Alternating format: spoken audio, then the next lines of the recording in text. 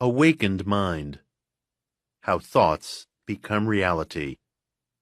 A Masterclass Course with Mitch Horowitz. Narrated by Mitch Horowitz. Introduction. Welcome to the Masterclass series. Each of these courses instructs you, in 10 simple, straightforward lessons, how to benefit from the causative powers of your mind. The lessons are designed so that you may listen to one each day, or all of them at once. Do the exercises in your own time and at your own pace, but it is crucial that you do them. At the end of each course, you'll find a short quiz to reinforce your knowledge. The Masterclass series provides you with new and practical ways of excelling at life. Feel free to email me personally with any questions at masterclasswithmitch@gmail.com. Lesson 1. Your Mental Frontiers.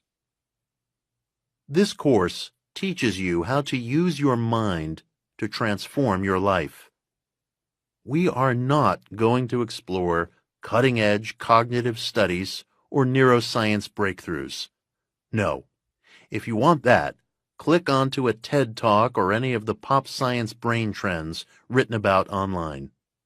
Rather, we are aiming for a total revolution in your existence, a new sense of who you are and of the unseen faculties and agencies that you possess.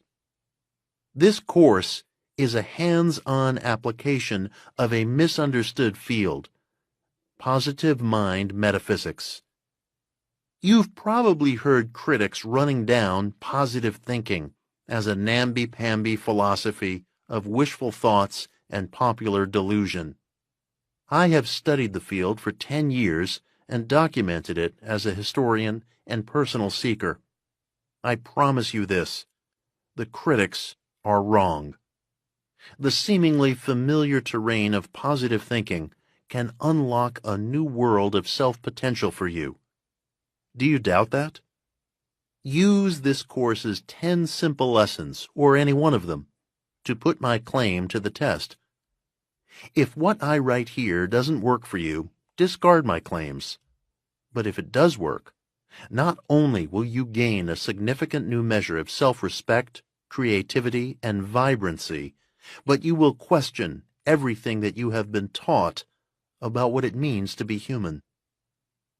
The foundational principle of this course is the one simple idea that thoughts are causative. How do I mean that? Do we live under an overarching mental superlaw, sometimes called the law of attraction?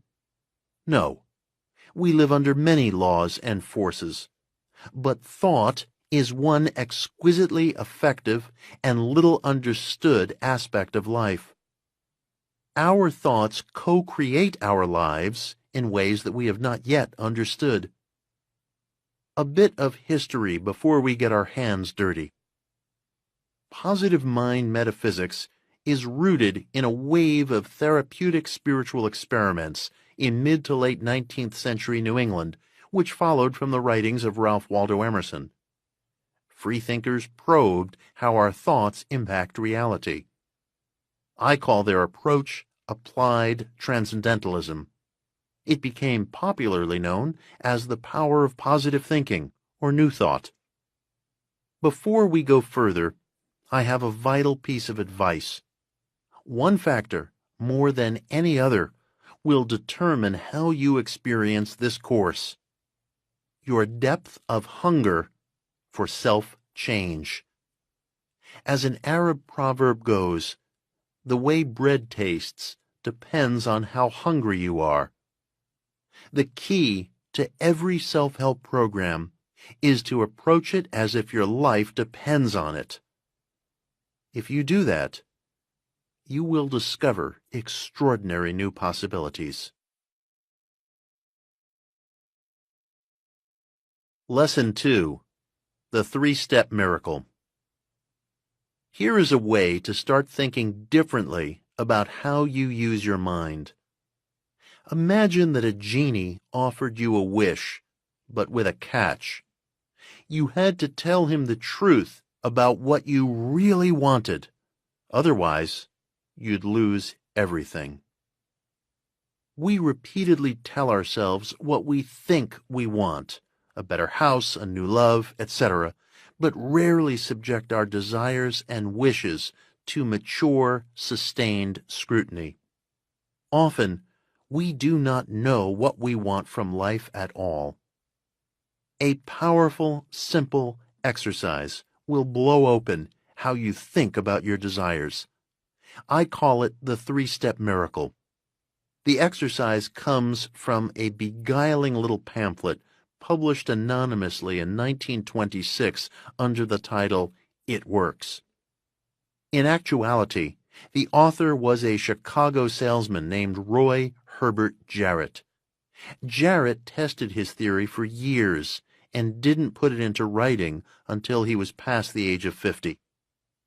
This program consists of 3 simple steps. Remember, to benefit, you must do them with total commitment. 1. Carefully devise a list of what you really want from life. Revise it, rewrite it, and work on it every day.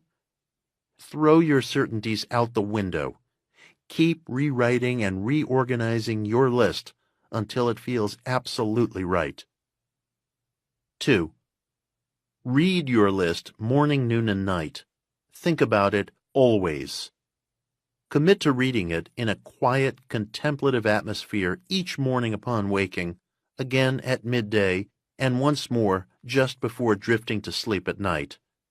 Later, you'll see why this timing is important. Carry it with you in a pocket notebook or on a laminated index card. 3. Tell no one what you are doing. You must keep your list to yourself. This is not to cultivate some air of mystery, but rather to prevent others, friends, relatives, co-workers, from making casually negative comments that shake your resolve, a favorite human pastime. These dreams belong to you. They are intimate, powerful, and private. Then, express gratitude each time results arrive. That's it? Yes, that's it. How can something so simple really work? Because this exercise pushes us to do something that we think we do all the time but rarely try. Honestly come to terms with our innermost desires. Most of us drift through life lazily thinking that we want a new house, a loving mate, a better job, and so on. But the things that we repeat inside can merely mirror what we believe would make us look good in the eyes of others, or what our upbringing or our peers tell us we should want. Or our desires may be fleeting fantasies. We want ice cream, so to speak, until the next thing catches our eye. All of this can obfuscate our most authentic aims and yearnings. Ask yourself once more, have you ever sat down in a mature and sustained manner, stripped of all convention and inhibition, and probed with unsparing honesty what you really want from life? Someone who scoffs at money may discover that he truly craves wealth. A person who has dedicated herself to promoting others may find that she hungers for the spotlight. A corporate climber may see that he just wants a quiet life at home. You cannot harness the mental assets covered in this course unless you know where you want to go. When you do, you will discover resources that you never knew you had. Lesson 3. Wealth and Health. Some books promulgate the notion that positive mind techniques can produce everything from money to health to love from out of the ether. I feel strongly that no reader or seeker should ever be handed an overpromise or should rely on a single method. Use all the resources around you: medical, physical, financial, moral, and mental. I mentioned earlier that I do not believe we live under one mental super law, sometimes called the law of attraction. We live under many laws and forces, of which the creative potentials of the mind are one important part. I want to make it clear that the mind alone is not a magic wand.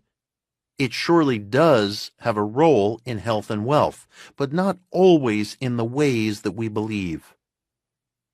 I recently discovered a cache of letters that readers had sent to writer Joseph Murphy more than a decade after the New Thought pioneer's death in 1981. It was heartbreaking to read the yearning questions of these earnest correspondents, many of whom wondered why Murphy's techniques weren't working for them.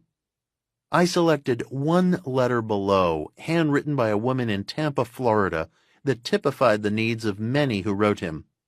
If I could reach back in time and respond to this woman, here is what I would say. August 12, 1993.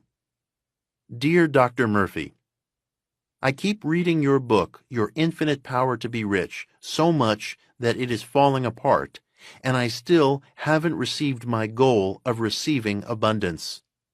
I feel that I must be doing something wrong so that I can't break this poverty syndrome. I keep saying these wonderful affirmations, but I think I neutralize them because I don't believe I deserve wealth of any kind. I would like to be financially secure so that I never have to worry about money again. I would like good, supportive relationships and a soulmate. Somehow, I got the impression from my youth that I didn't deserve anything because I'm no good. Please help me to get out of my poverty. Dear friend, first of all, I want to assure you of something, and I want you to remember this for the rest of your life. You are not only good, you are exceptional. You are a leader among people and are part of the nobles of the human race.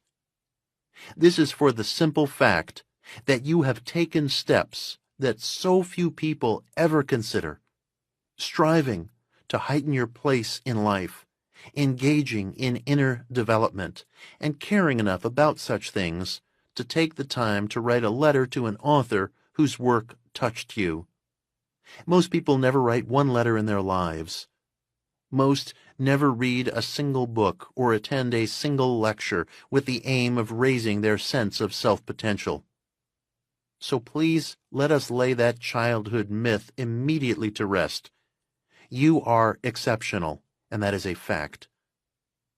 I love Joseph Murphy's work, but I believe that sometimes saying an affirmation, even with depth of feeling, is not enough. The most remarkable people in history, from Joan of Arc to Mahatma Gandhi, led lives of faith and action. They were ardently committed to affecting things in the world. Whatever your employment, throw yourself into it with passion. Be aware of everything you can do for your bosses, coworkers, and customers. Be the problem solver to whom others look for help and advisement. Know more about your job than everyone else, not in a know-it-all way, but with the aim of providing service and doing your personal best. Expect and respectfully require good wages for your good work. Join a union if you are able, and support activists and leaders who defend the rights of workers. But above all, be the person upon whom all others rely. Author James Allen was a working-class Englishman who rose from a childhood of poverty to a writing career, largely through his dignity of character and his dogged and intelligent persistence. I urge you to read his As a Man Thinketh, and when you do, remember that his words and ideas weren't the work of someone famous or wealthy. They came from a working person who had tested them in the laboratory of his own life. Also, please read Napoleon Hill's Think and Grow Rich, which is useful because it combines a program of mental metaphysics with a plan of action. As for good relationships and finding a soulmate, those two are noble and right yearnings. My counsel is to associate only with people who are supportive and respectful of your search for self-betterment and spiritual awareness. Seek out those who are engaged in whatever way in bettering themselves. Spend no time, or as little time as practicality allows, among cynics, bullies, or unproductive people. Avoid those who gossip and refuse to listen to rumors or hearsay. Do this, and you will naturally come into the company of true friends and hopefully a soulmate. I enter into a few moments of prayer every day at 3 p.m. Eastern Time, and I would be privileged if you would join me. I wish you every good thing. Your friend, Mitch. Lesson 4. The Mind and Money. Because I've noted the limits of the mind's positive powers, that does not mean that the mind cannot help us win the game of life. It can. In his Think and Grow Rich, written in 1937, the motivational writer Napoleon Hill provided what I consider the finest modern program of self-development. Hill's techniques can be used in pursuit of any valid aim, not just money. Think and Grow Rich should be on the bookshelf of every artist, teacher, intellectual, soldier, and activist, anyone with a passionate sense of purpose in life. Here is a digest of Hill's program. 1. Definite chief aim. Without an absolutely rock-solid sense of the one thing you want to accomplish above all else, nothing is possible. Write down your aim.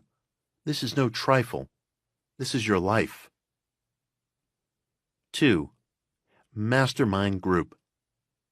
You must form a group of like-minded strivers, as small as 2 or as large as 6 or 7, with whom you feel entirely at ease, trustful, and harmonious. This is not easy. Choose carefully. Meet either in person or digitally at regular intervals to discuss each member's plans and ideas, and to share encouragement and counsel. This will multiply the intellect, drive, and inventiveness of each member. It is easy to neglect this step. Do not. 3. Enthusiasm. This is the force on which all accomplishment depends. You must love something in order to attain it.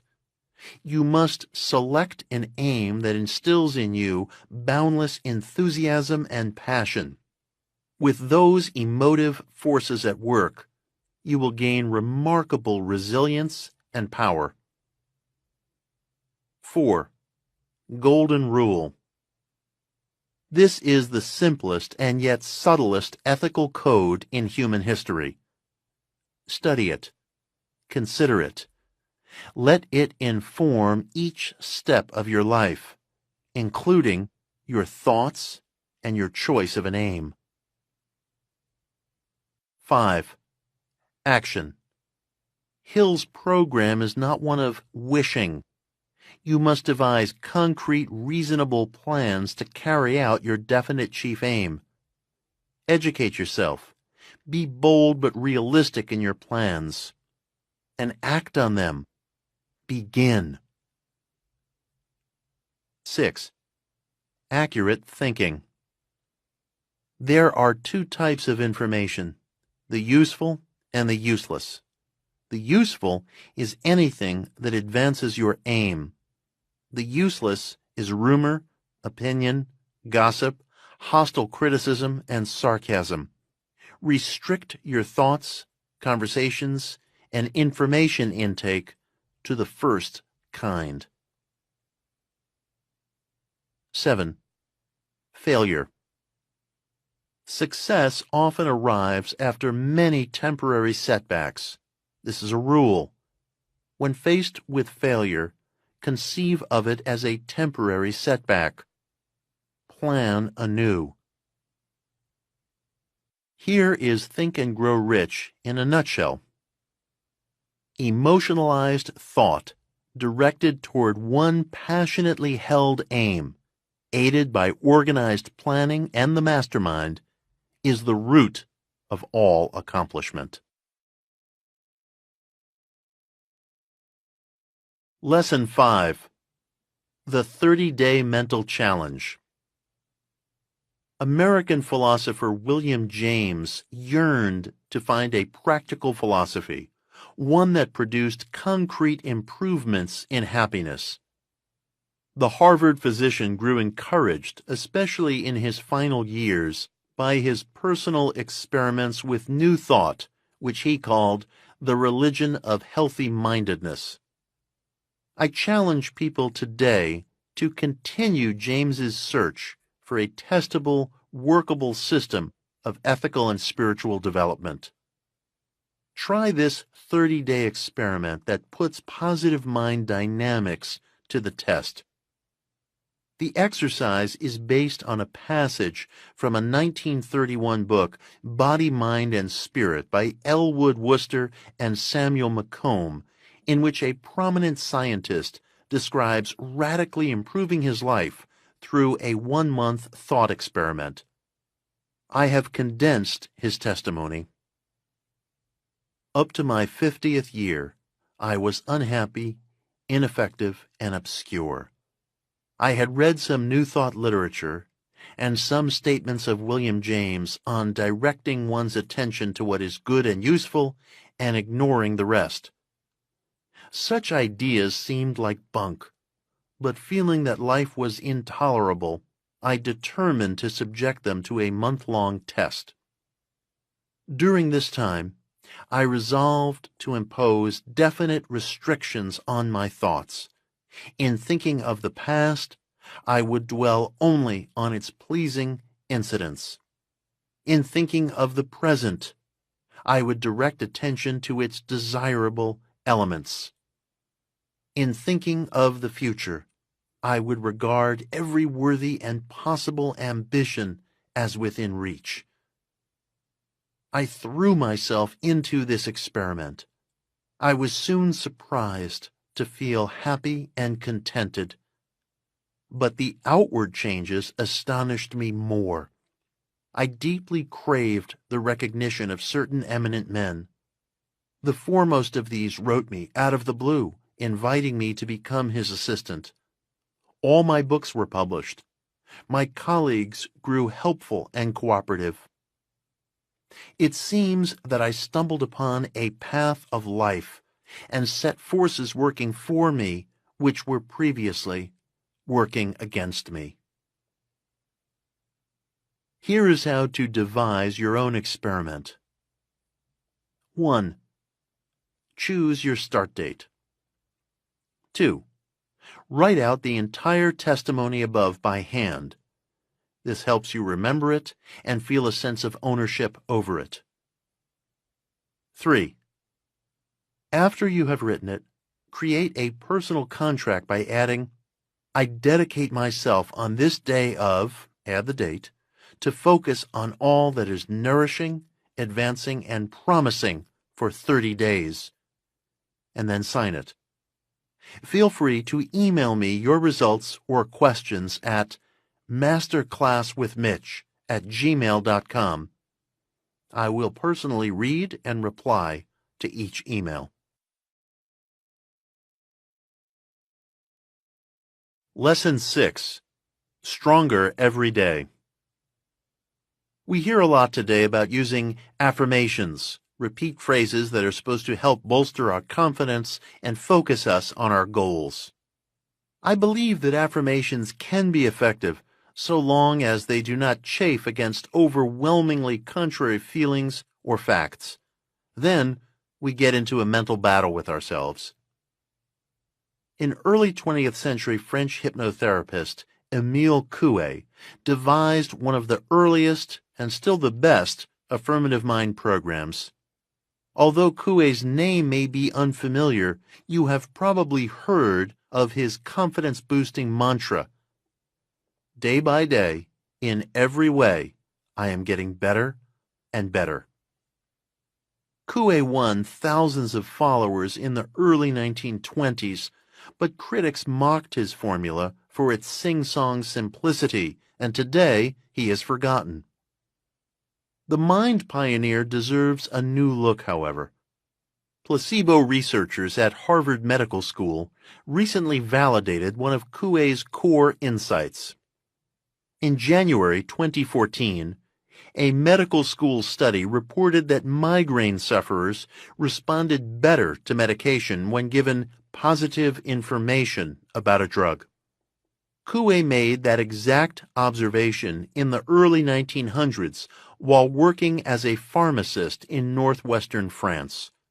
He found that patients benefited more from their medication when he spoke in praise of a formula, which led to his famous mantra. Coué believed that anyone with almost any need could stimulate the same positive mental forces he saw among patients by gently whispering the day-by-day affirmation 20 times before drifting to sleep at night and again on waking.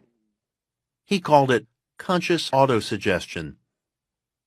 In 1922, Coué described his program this way: every morning on awakening, and every evening as soon as you are in bed, close your eyes, and without fixing your attention on what you say, pronounce 20 times, just loud enough so that you may hear your own words, the following phrase, using a string with 20 knots in it for counting.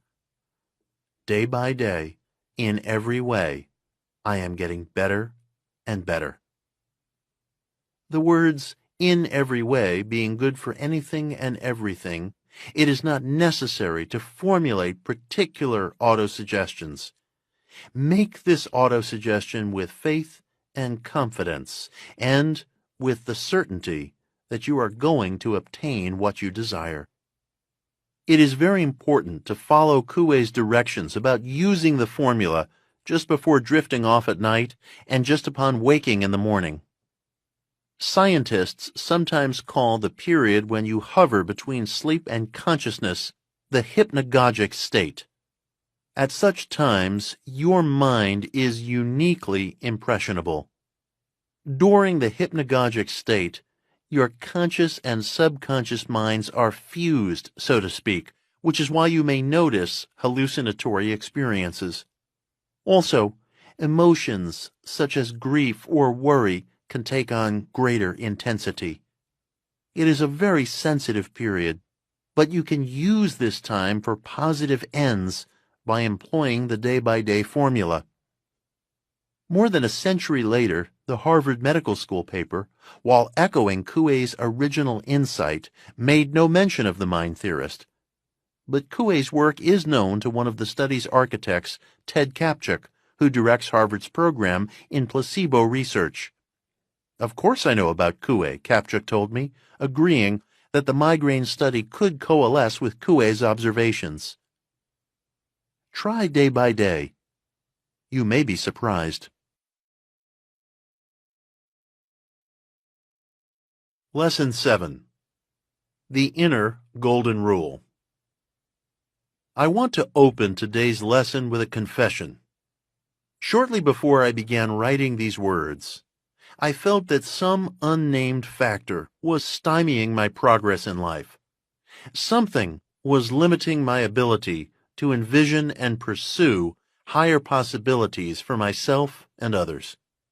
I was stuck in a holding pattern. The key to my problem appeared in the Golden Rule. The precept, "Do unto others as you would have them do unto you," runs through virtually every religious and ethical teaching, from the Talmud to the Gospels to the Bhagavad Gita.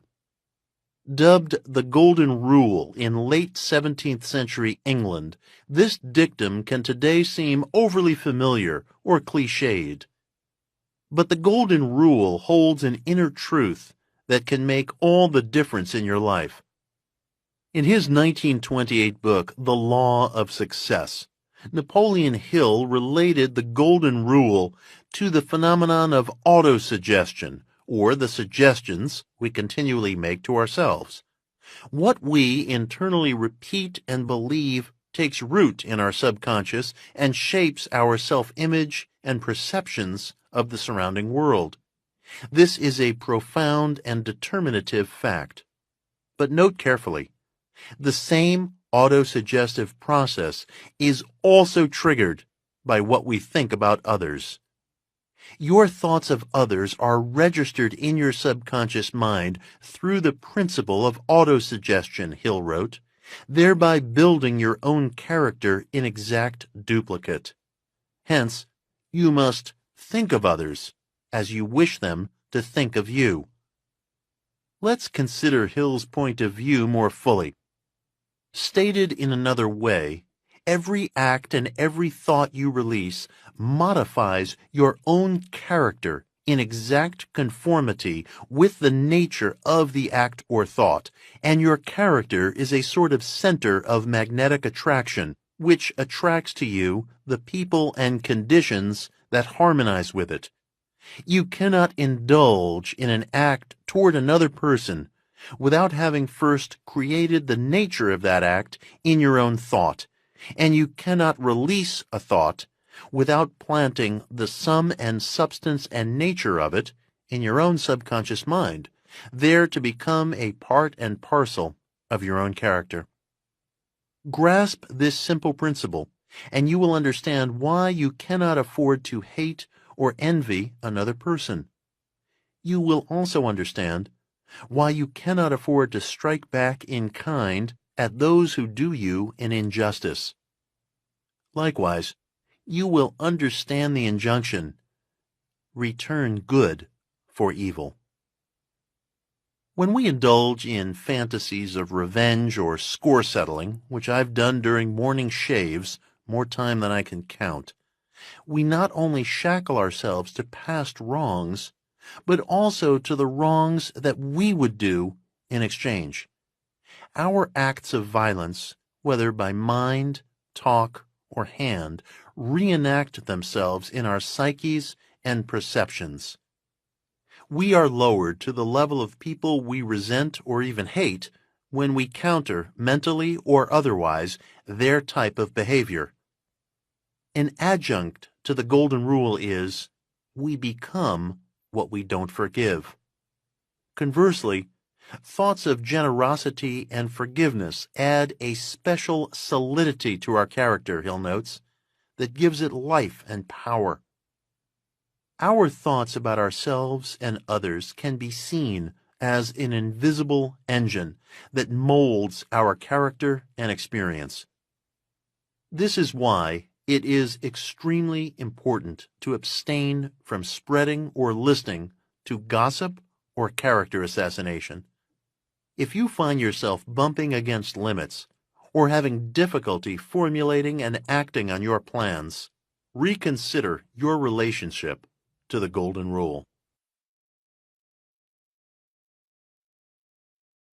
Lesson 8.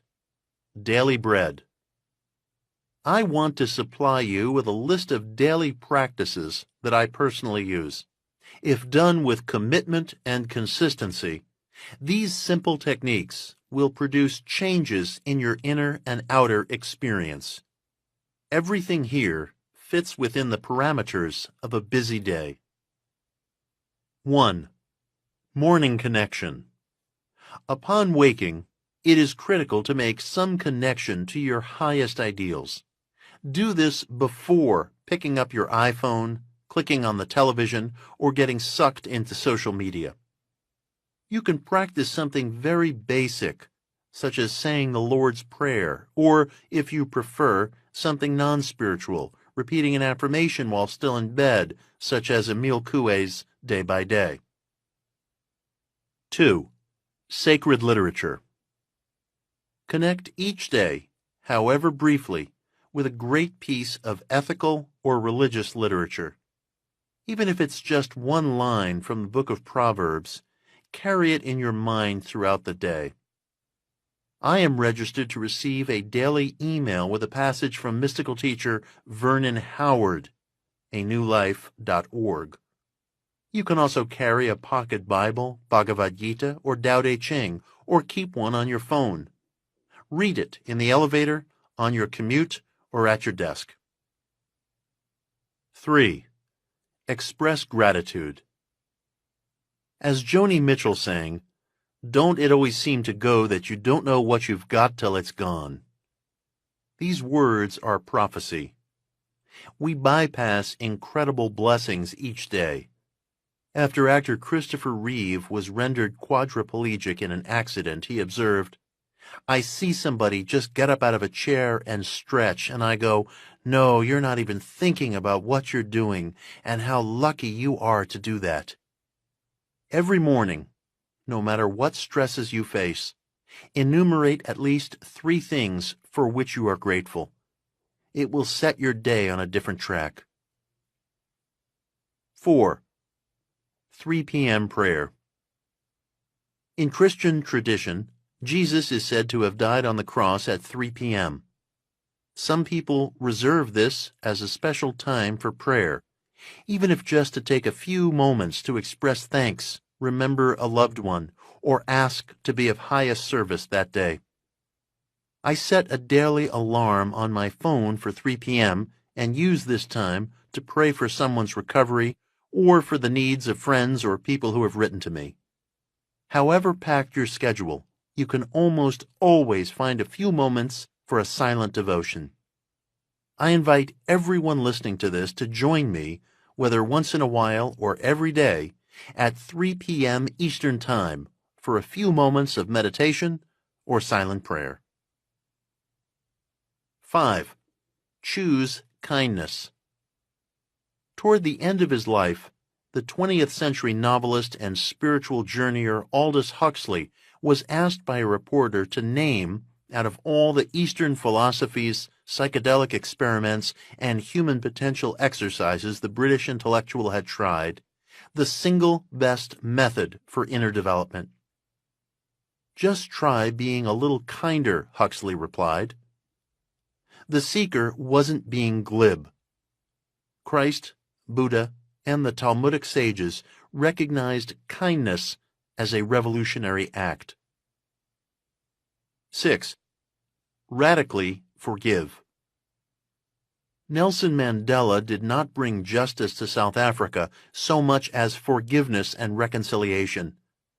The thirst for justice often translates into spite and vengeance, which is life-withering on both a national and intimate scale. Commit daily to an authentic effort to forgive everyone who has hurt you, even cruel people. If you can honestly attempt this, and it may require a lifetime of repeat tries, you will begin to experience a new sense of inner calm. Remember, we become what we don't forgive. 7. Say no to humiliation. Much of our social media, talk radio, and reality television dishes out the cruel glee of seeing someone get embarrassed or humiliated. During the day, whether on your phone, computer, or in front of the television, avoid posts and shows that drag people through the mud. Are you tempted to make a snarky remark on Twitter? Ask yourself, is this necessary? The ancient Greeks cautioned to respect your neighbor's privacy and dignity. "Zeus hates busybodies," wrote Euripides. Think of how powerful it could be if just 10% of the population took a no humiliation pledge and rejected cruel or gossipy communications. Be part of that 10%. Lesson 9. Quantum Physics and the Mind. A growing wave of New Age books and documentaries use quantum theory to prove the idea that thoughts are causative. Many quantum physicists protest that crystal gazers have mangled the implications of these experiments in which measurements of subatomic particles are affected by the presence or decisions of an observer. The truth is, quantum physics does raise extraordinary questions about the nature of the mind.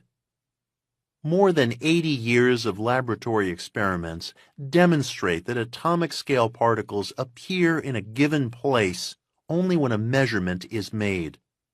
Astonishing as it sounds, and physicists themselves have debated the data for generations, quantum theory holds that no measurement means no precise and localized object on the atomic level.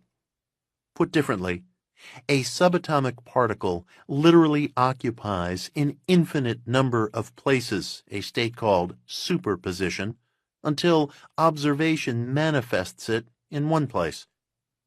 In quantum mechanics, a decision to look or not look actually determines what will be there. In this sense, an observer's consciousness determines objective reality in the subatomic field. Some physicists would dispute that characterization. Critics sometimes argue that certain particles are too small to measure, hence, any attempt at measurement inevitably affects what is seen. But there exists a whole class of interaction-free measurement quantum experiments that don't involve detectors at all. Such experiments have repeatedly shown that a subatomic object literally exists in more than one place until a measurement determines its final resting spot. How is this actually provable? In the parlance of quantum physics, an atomic-scale particle is said to exist in a wave state, which means that the location of the particle in space-time is known only probabilistically. It has no properties in this state, just potentialities. When particles or waves, typically in the form of a beam of photons or electrons, are directed or aimed at a target system, such as a double slit, scientists have found that their pattern or path will actually change or collapse depending upon the presence or measurement choices of an observer.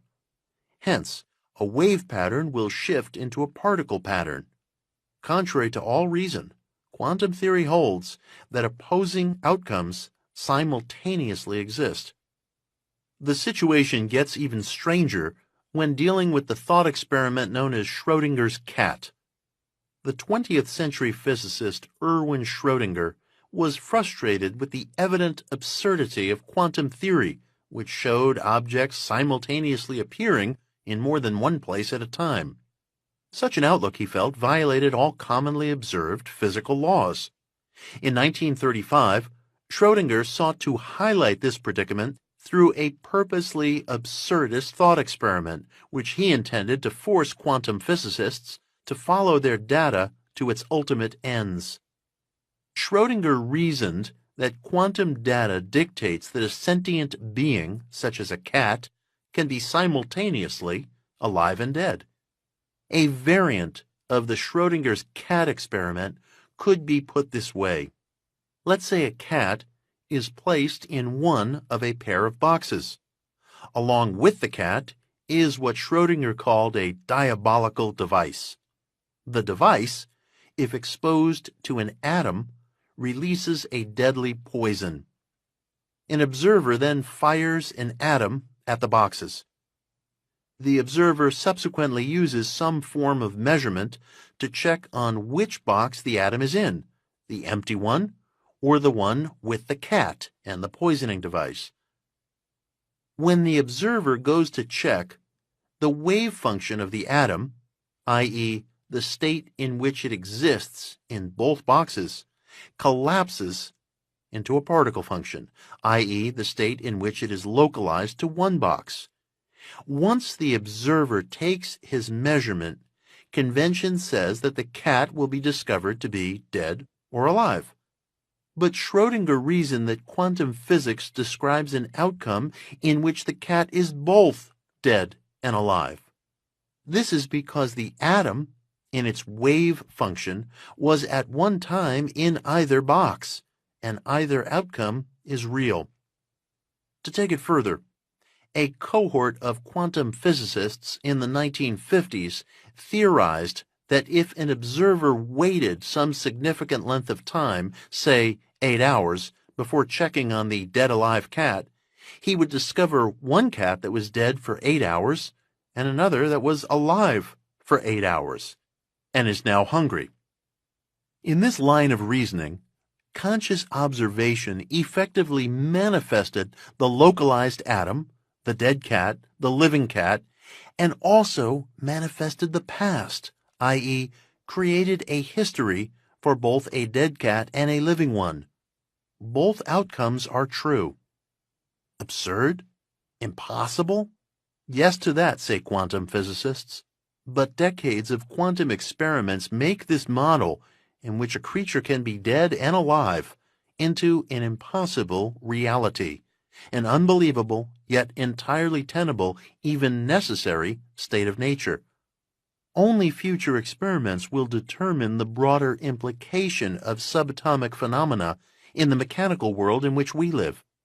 For now, however, decades of quantum data make it defensible to conclude that observation done on the subatomic scale, 1. Shapes the nature of outcomes, 2. Determines the presence or absence of a localized object, and 3. Possibly devises multiple pasts and presents.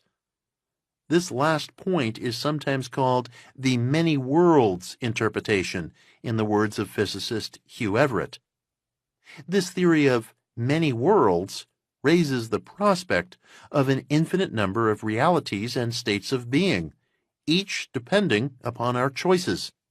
And here we encounter the frustrating but persistent thesis of positive thinking, which holds in some greater or lesser measure that our thoughts affect reality. For our next and final lesson, we will explore a dynamic philosopher whose ideas provide the closest new thought analog to quantum theory. Lesson 10. Neville Goddard, Explorer of the Infinite. In our previous lesson, I mentioned the theories of quantum physicist Hugh Everett. Everett theorized the existence of multiple worlds and outcomes based on the choices and perspective of the observer. His way of thought finds its closest metaphysical analog in the work of Neville Goddard, a 20th century mystical writer and lecturer who reasoned that our thoughts create an infinitude of realities and outcomes. Neville, who went by his first name, taught that everything we see and experience is the product of what happens in our own individual dream of reality.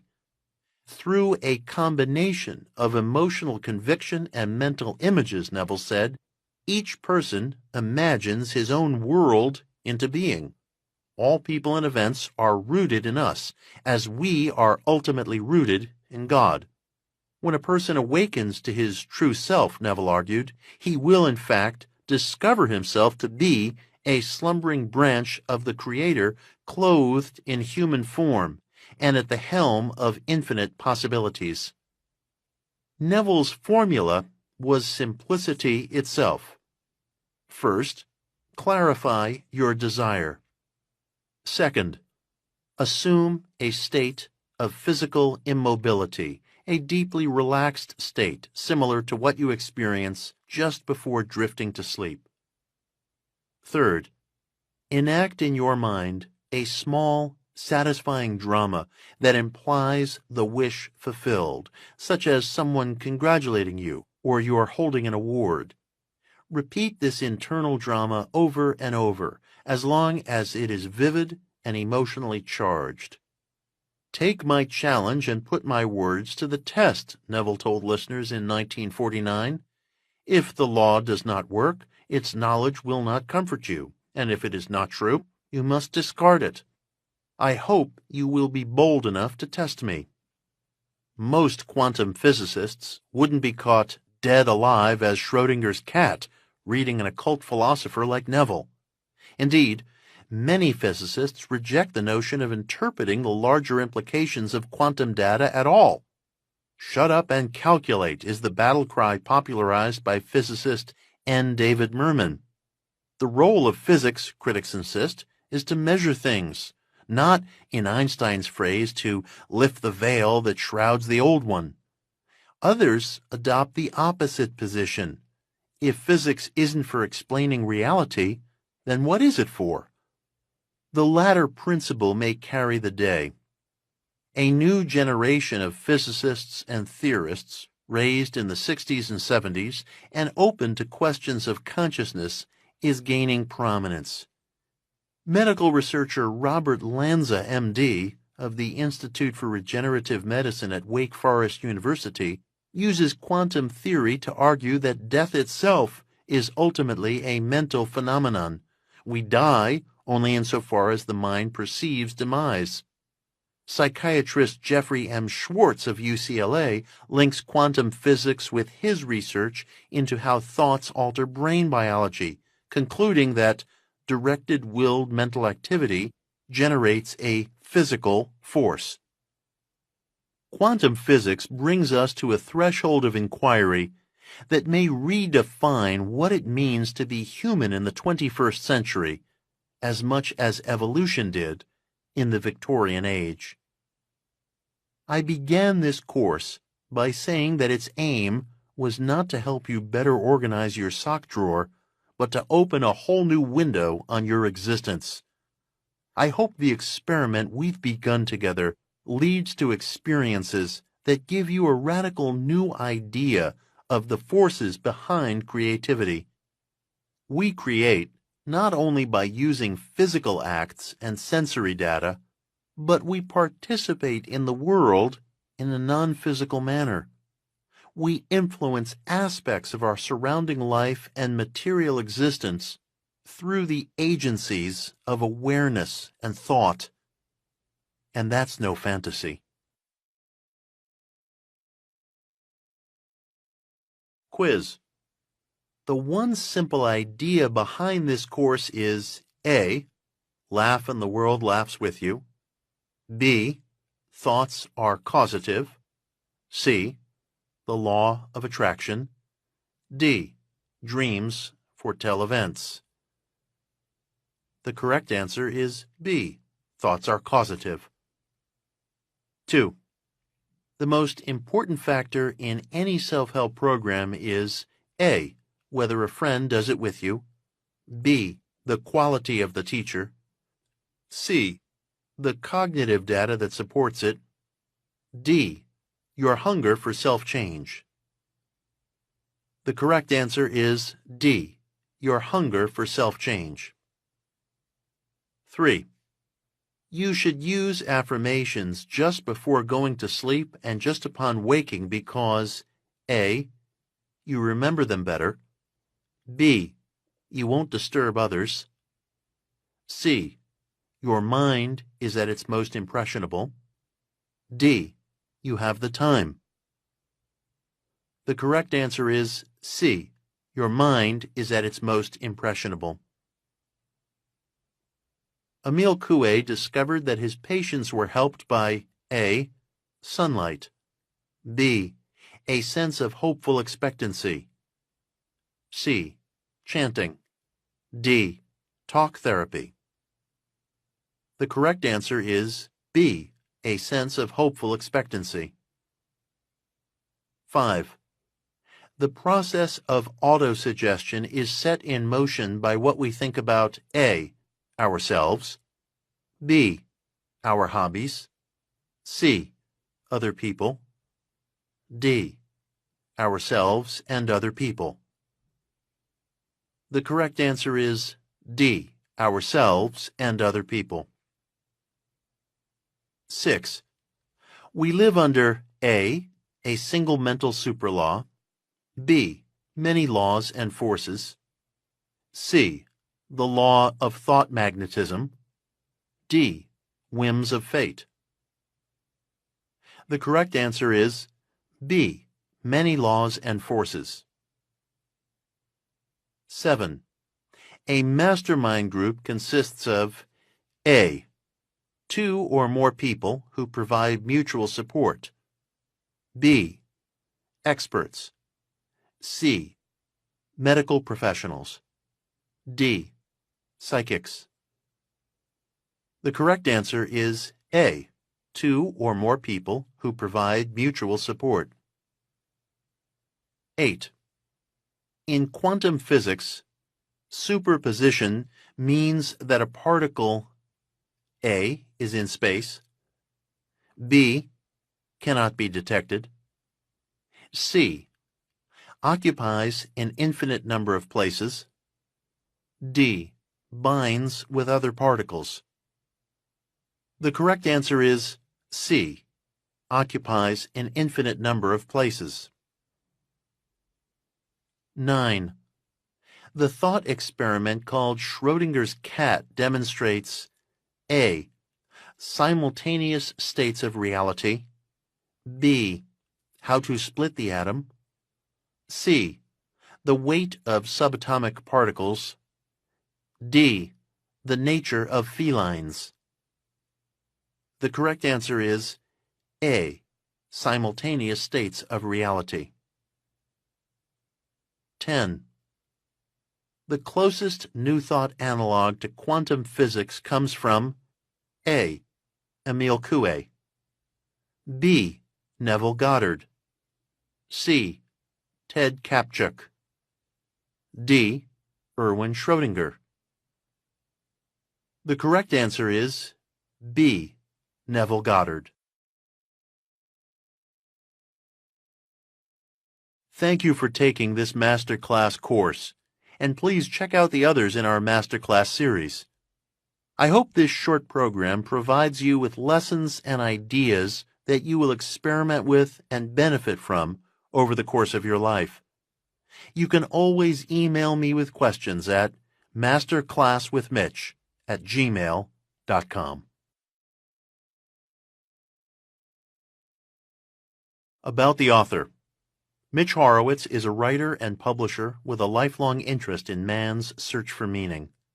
He is a PEN Award-winning historian and the author of Occult America and One Simple Idea, How Positive Thinking Reshaped Modern Life. Mitch has written on everything from the War on Witches to The Secret Life of Ronald Reagan for the New York Times, The Wall Street Journal, Salon, and Time.com. The Washington Post says, Mitch treats esoteric ideas and movements with an even-handed intellectual studiousness that is too often lost in today's raised voice discussions. Visit him at mitchhorowitz.com and on Twitter at Mitch Horowitz.